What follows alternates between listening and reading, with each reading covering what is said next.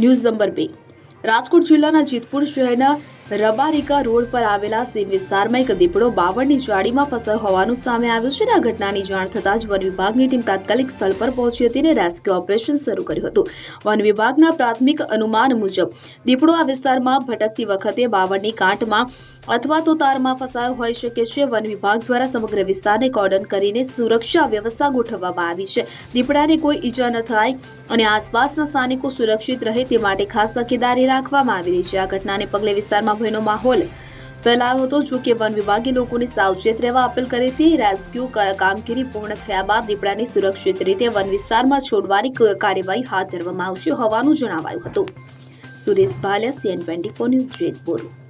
હવે જુઓ દેશ દુનિયાની તમામ ખબરો તમારી આંગળીના ટેરવે. ઉઠાવો મોબાઈલ અને Google Play Store પરથી ડાઉનલોડ કરો અમારી CN24 ન્યૂઝ મોબાઈલ એપ.